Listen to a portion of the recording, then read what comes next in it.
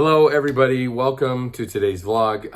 We're just doing something a little bit different this week. Maybe moving forward in the future, I don't know. We're just mixing it up a little bit. So as you guys know, I handle most of the vlogging. I handle most of the questions that you guys come in and all of that. Ashley's extremely busy on her own page, Quadruple the Kisses. If you guys aren't following that, follow her on Facebook and on Instagram. As you know, she's a master esthetician. She does all of her stuff over there, makeup, skincare, all of that stuff. So if you guys want to see a lot more of Ashley, that's where you want to go. She does stuff with the girls over there too. It's really fun. But mainly over here on the vlog page and the family pages, I'll run that. And so today's vlog, we're actually talking about a specific subject, and I'll be fielding a lot of questions that you guys submitted through our Instagram page, and trying to answer those to the best of my ability. Both from Ashley and I's standpoint. So hopefully it will be helpful for you guys, and it'll be fun as well. Now, today's subject is something that might be a little bit more touchy, a little bit more emotional. But for whatever reason, last night I was laying in bed and I just thought, this is something we haven't really talked about or addressed in a long time. And, I wanted to, give our viewpoint and answer any questions and give any help that we could. So today's vlog is about infertility. As many of you guys know, Ashley and I struggled with infertility for 9 years. It took 9 years to get our beautiful miracles here. And so, so much content in those 9 years, so many questions, answers, experiences, faith and testimony builders, all of those things are in there. So I'm just going to be specific today on the questions that you guys submitted. But just know that there is so much content there. I could probably write 5 books on just those years. And that's why I'm doing this vlog today, because hopefully something that I share today will help somebody out there right now. So first and foremost, my message to anybody struggling with infertility is, I love you, Ashley loves you, and God loves you. He knows what you're going through. He knows what you're experiencing. And I know without a shadow of a doubt, as you put your faith in him, blessings will come. Blessings, they're not always, they don't always come in the forms and shapes that you want or think. Trust me, we know that. If it was up to Ashley, we would have just had one baby at a time, and we would have started having babies when we were 25, and it would have just been, not even close to the amazing miracles that we have today. But look, God had a plan for us, and here we are, all these years later, being blessed with, these beautiful, healthy, happy, smart, funny, quadruplet girls. So who would have thought? But, in the beginning, we had no clue. We had no idea. And so, yeah, we understand the struggle. But I just want you guys to know that we love you. We understand what you're going through. And those of you who are struggling, and, we want to be more of a help and more of a source of information and just a strength, maybe a shoulder to lean on. So look to our story, look to our page, look to the girls, look to the miracles that God has given us, and keep your hope alive, keep your faith in God, and of course keep your faith in each other. Ashley and I relied on each other so much during those years. Our relationship strengthened and grew, and really set us up to be the parents that we needed to be when God, presented us with those 4 beautiful miracles. So that being said, let's jump right into some questions.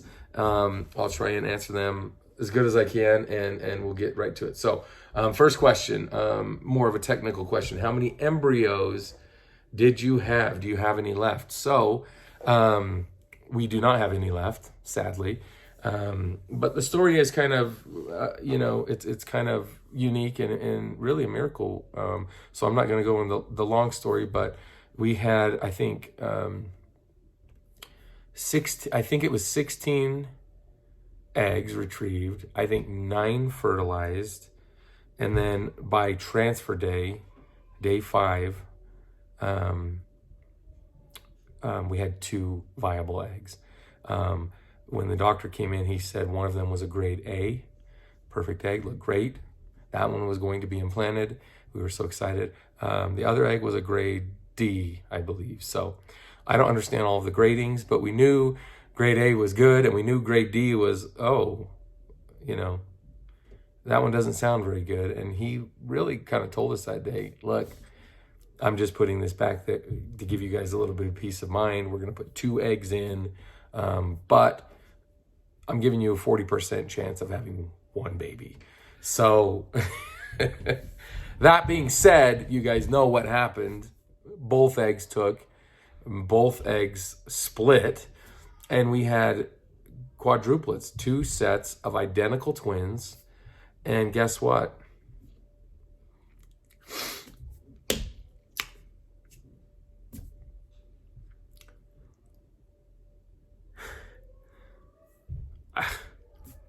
I couldn't tell you who was the grade A and who was the grade D, because they were both happy, healthy. Oh my gosh, just I'm having a PTSD flashback right now of all of the warnings that we were bombarded with, when we found out that both eggs split. There was 4 babies. And so, at one point they had advised us to reduce and, just focus on 1 set of twins. Had we...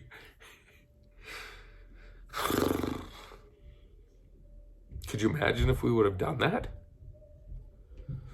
I can't. Because I look at 4 healthy, beautiful babies today, and which 2 would we have taken away? So again, our faith was what really got us through that time. It really opened the door to everything for us, as our relationship with God and the faith we had in Him. And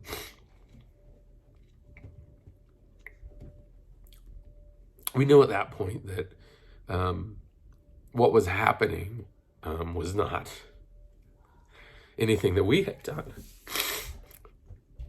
We obviously knew science had played a part, the doctors, the nurses, everything.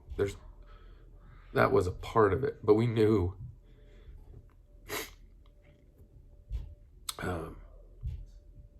that God was in control. And that's where we put all of our faith. And I'm so grateful that we did, because here we are with 4 extremely healthy and happy and smart and beautiful girls. So, sorry, I didn't mean for that technical question to get emotional, but geez, when you go back and you start, I think I know now. I think I know now why Ashley maybe doesn't like to talk about infertility. We've had these conversations. I've always said we should talk about this more. We should do more of this. I think I understand a little bit more every time I talk about it, because the emotions are so high, and they're good emotions, but a lot of those memories and difficult times and doubts and fears, it can be traumatizing to go back to that place. So I'm just so grateful that we had the faith that we did in each other, in the doctors, and especially in God, because things worked out just better than we could have even imagined. So, okay, let's move on. All right, this is one of the questions that I remember being asked all the time, and back when we were going through it, and even after, we got pregnant and had the girls, and then we're moving forward early in the stages, people would ask this all the time, and I think it's a wonderful question. I think it's very relevant, and it is, how does it affect a couple and their relationship? So, obviously speaking about infertility, it is, obviously it can go one of 2 ways, right? Okay. you can look at Ashley and I and see, we did those 9 years, we came through it, and here we are. You can also look at other people's stories and situations where you can see it didn't end up that way, and things, maybe deteriorated, and your relationship deteriorated. You grew further apart. It was strong. It was hard. You gave up. Someone gave up. Someone quit. It was too much, whatever the variables and circumstances were. I can't speak to that side of things because I don't know what that's like, and I don't know, those variables and reasons and mentality. I can tell you what happened with us and how we got from point A to point B. But in answering your question, Julia, how does it affect? Tremendously, because, again, depending on the partners, there's so many different variables. Infertility is not just about the woman. And things have changed over the years, obviously. I think infertility is a lot more out there. People are a lot more aware of it. Doctors are doing a lot more. There's so many more treatments. It's becoming a little bit more cost efficient. I don't know all of it. Obviously, I haven't been in the game for a long time. I know when we were going through it, it was insurance didn't cover it. Everything was out of pocket. So that part of it was crazy. But there is so much stress that comes along with it, just mentioning all those variables, that so many different facets of your life are affected. Your relationship, you guilt, you feel guilt. But again, there's the variables of the partners. Is it the woman? Is it the man? Where is the problem? There's the unknown. In the beginning, we didn't know what was going on. So, the first couple of years, it was like, what's going on? I came from a family of 10. I'm the oldest of 10. Ashley's the youngest of 5. Infertility was never even brought up. It was never an issue. It was never anything that was even thought of. So, again, the unknown was very difficult because we were like, why isn't this happening? What's going on? Like, something's not working. And then, you have the doctors where, Ashley saw so many doctors in the beginning, and they were just like, oh, you're give it time. You're worrying. It'll happen naturally. There's nothing. Oh, endometriosis. What's that? No, you don't have that. You're being crazy. You're being silly. Doctors told her this. So frustration, right? And not just for her, but for both of us, me sitting there watching all this happen and being frustrated for her, trying to understand,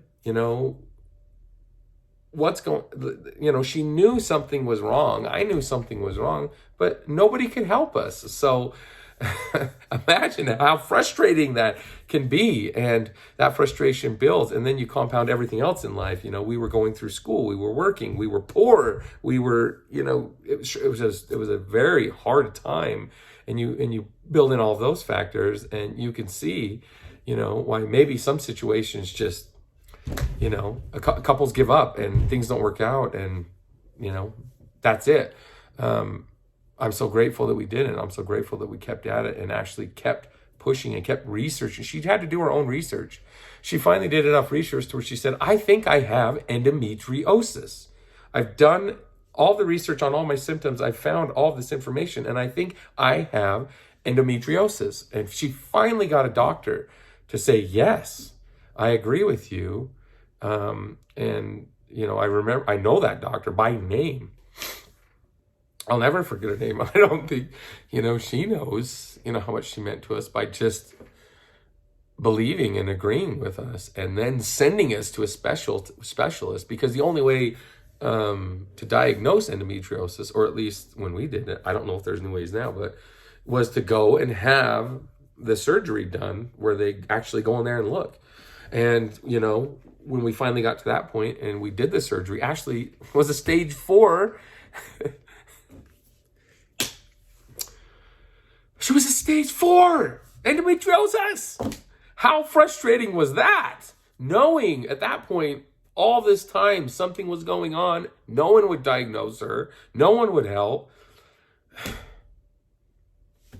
And we're at stage 4 now, which is the worst stage. Frustrating. So, can you imagine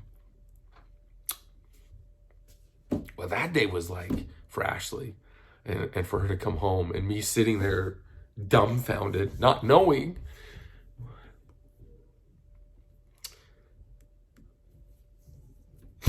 what to say, not knowing what to do. Can you imagine? So, yes, your relationship, it takes a toll. Luckily, we had such an amazing support system from our family and from our friends. And, we had people to lean on, and we had each other. And we were in this together, and we were going to figure it out together. Whether that meant getting pregnant and having a baby, whether that meant adopting, whether that meant whatever the road was we were going to go down, we were going to do it together. And I don't know how or why we had the strength to do that. Ashley obviously is the strongest person I know. And I think I just tried to match that as best as I could. But, I had fears. I had doubts.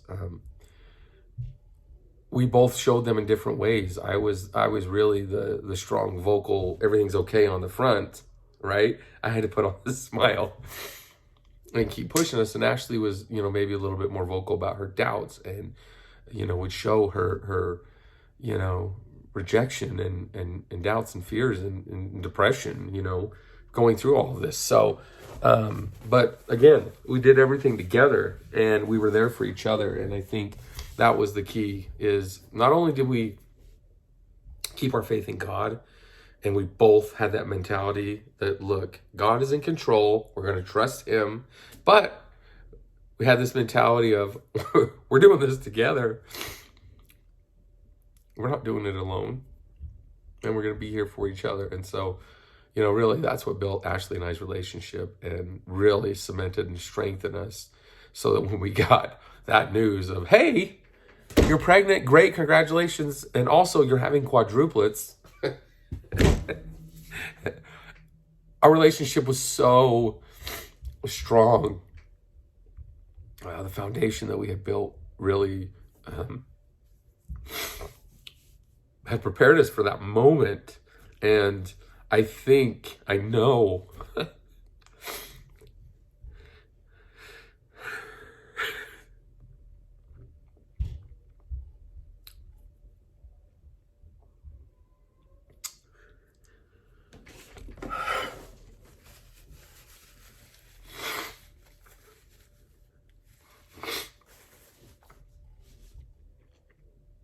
God knows what he's doing. He just knows what he's doing.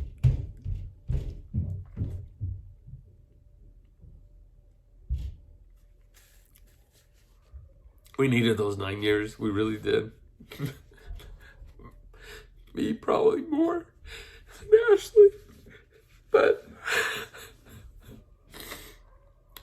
she had to suffer with me, I guess. Because in all that time, I learned a lot about patience. We both did. And we learned about empathy and understanding. And we learned about faith and love. And we learned not to judge others. And we learned not to make assumptions about others. Because so many people do that to us. Oh, you've been married so long. Why aren't you pregnant? Why aren't you having kids? You're so selfish. Why don't you want a family? The list goes on and on. But it hurt in the beginning.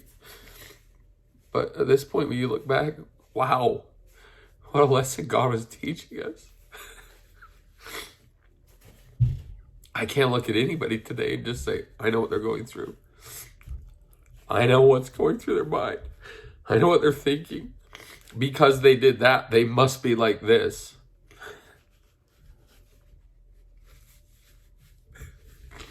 You don't know.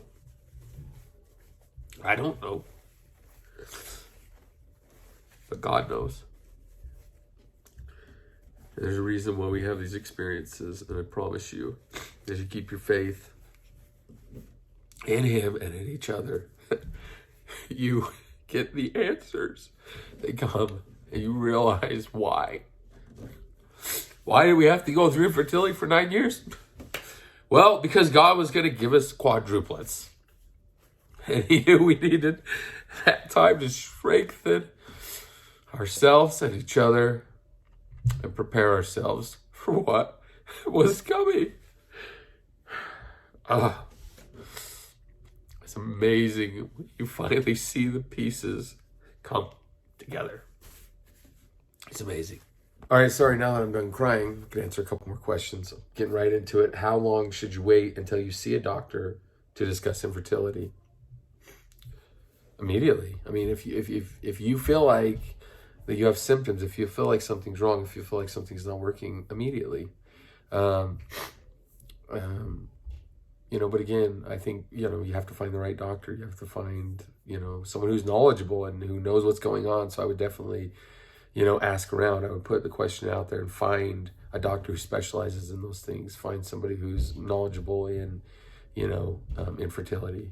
Obviously, I don't know if you can go straight to a specialist.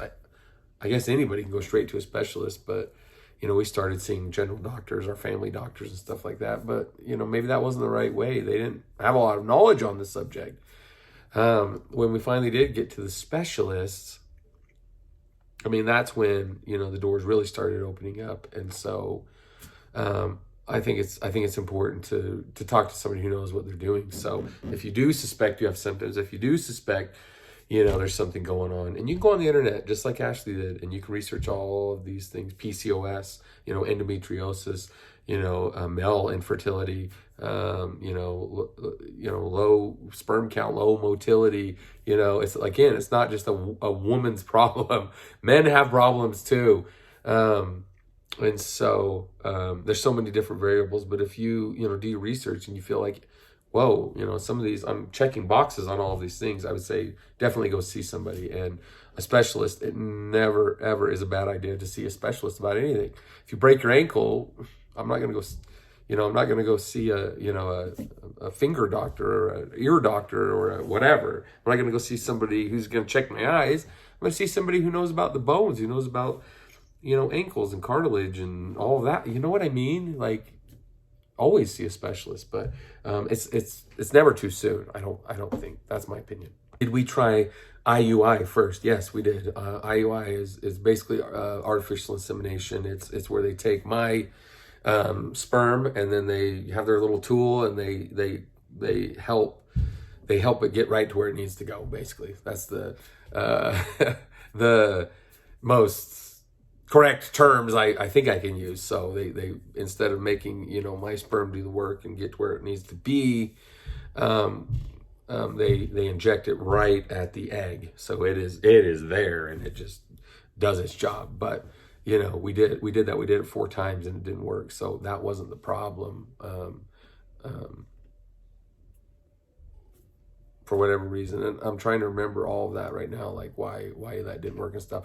In our case, Ashley was the one with the infertility problem. She had the endometriosis. It was stage 4. That was what was causing the problems. There was so much scar tissue. It was hard for the egg to attach. But yes, the IUIs, we did 4 of them. They didn't work. We moved to the IVF, and our first round of IVF worked. But again, you guys know, we didn't have any eggs left. We had the 1 shot. That was it. And the doctor said, you're done at this point. Your eggs are done. Like, if you would have come in any later, I don't know if you would have had any eggs, because just of her stage and everything. So really, miracle again of how things worked out. But yes, we did do the IUIs. Another question that came in, did you ever think about not having kids? Did you ever think about adoption? Yes, and yes. We wondered, geez, will we ever have kids? Then we talked about adoption. As a matter of fact, right before we did the IVF, I actually had the adoption paperwork. I had printed it out at my work. I had it on my desk. I was looking at it. Ashley said, if we're going to do adoption, you're going to have to do it. You're going to have to fill out the paper. You're going to have to do it. She's like, I can't mentally, emotionally, I can't do that right now. She wanted so much to just have a baby, carry a baby, just go through that process. And it was so painful for her. And, it was at that point that we, had a very long and serious conversation. And, because both ways were expensive, right? And again, we didn't,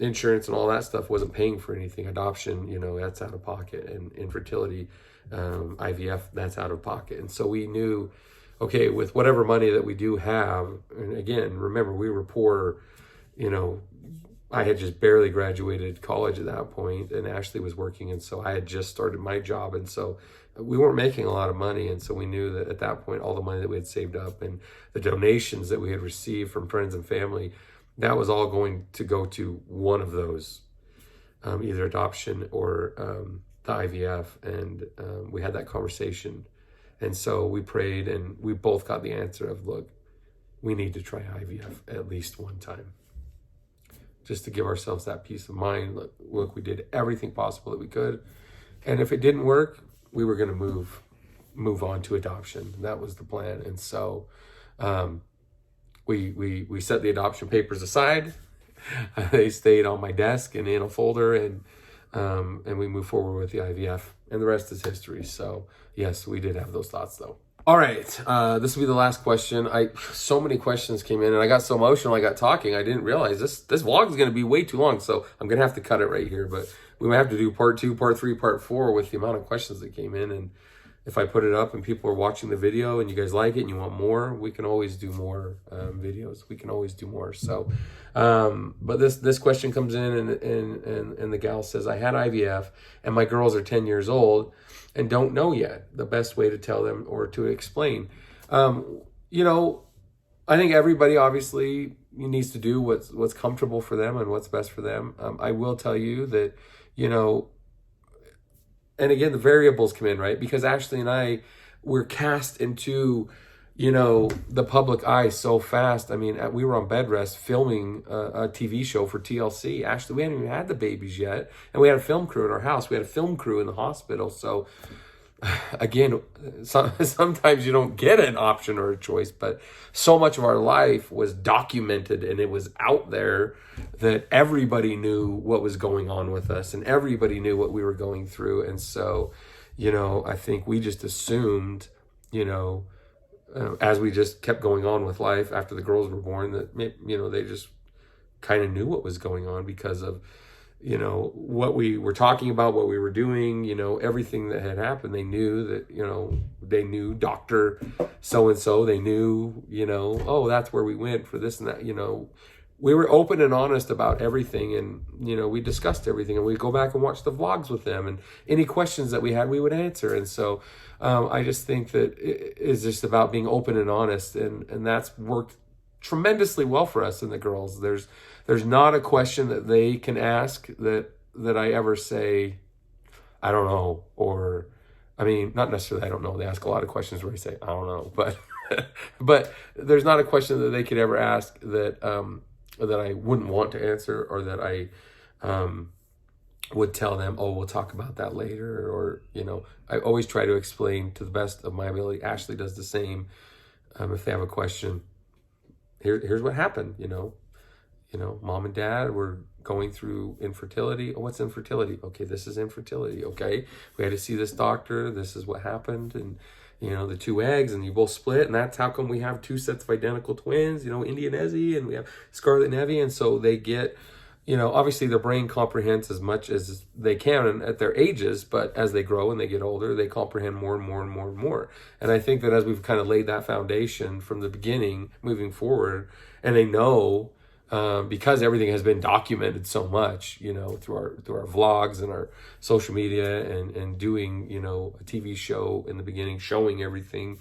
There's just so much information out there already that our children have had, you know, a lot of information overload. And so, you know, whenever they do have a question or want to talk about it, I'm always happy to sit down and explain and talk to them about it in detail. So, you know, again, I think it depends on situation, circumstance, and person, though. Obviously, there's a lot of variables. There's pain, you know, there's emotion, there's, you know, a lot of things that are going on. And so I think, you know, that is advised.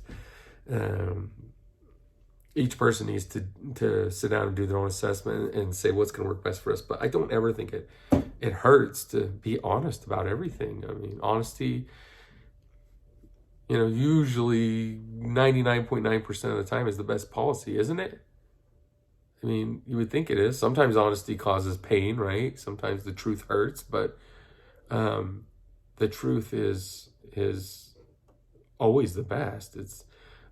I don't ever want my kids to wonder, like, well, I don't understand this. What's going on? I mean, I have so much trauma, from my childhood of so many things that that I was blindsided with and I had no idea about. And I found out at a later age, and it really took a toll on me. And, even to this day, I'm still trying to comprehend certain things. So I think, being honest and open up front, and the girls, never having to wonder or worry or question anything, because they know when they come to mom and dad and they ask a question, we're going to answer it, and we're going to do our best to tell them the truth and to help explain things so that they'll understand, what is IVF, what is infertility, what are all these things, and, how did we come to be? And so, I don't know if I answered your question, but, that's our experience, and that's what we've done, is just to be open and honest about everything. And, again, it's not really hard to do when your life's out there for every single person in the world to look at and dissect, and all these questions. And we've been doing this for so long. We've done vlogs like this, we've done Q&As, we've done live feeds, we've talked so much about our personal lives that it's almost natural to us. It's like breathing air or brushing your teeth. It's just, oh, here it is. There's not really a time or a thought process of, well, should I talk about this? It's always just like, okay, here it is. Here's what happened, and I think that the way things just played out. That's just how things were built. So hopefully that answers your question. But anyways, I'm sorry we didn't have more time on this vlog. I'm sorry I got so emotional and cried so much. Hopefully through my mumbling, you guys were able to understand some of the words that I was saying, and hopefully something I said or did here today helped somebody out there and answered somebody's questions. And so again, just know right now at the end of this vlog, if those of you who made it to the end, we love you. We understand that, people have to go through a lot of trials and experiences that sometimes we don't understand while we're going through them. But again, like I had said before, when you get through that tunnel, when you see that light, when you look back and reflect, things always become clear, and hindsight is always 20/20, right? And you realize, geez, God had this plan for me all along. No wonder I had to do this. No wonder I had to go through that. Because look at what I have right now in front of me, and I wouldn't be prepared for that without what I had to experience, right? So just hang in there, be strong, be tough, cry, be emotional, complain, lean on your significant other, talk to God, tell him your fears and your doubts and your frustrations. It's okay. It's okay to cry. I cry all the time. It's okay to say you're frustrated. It's okay to give up hope for a minute. For a minute.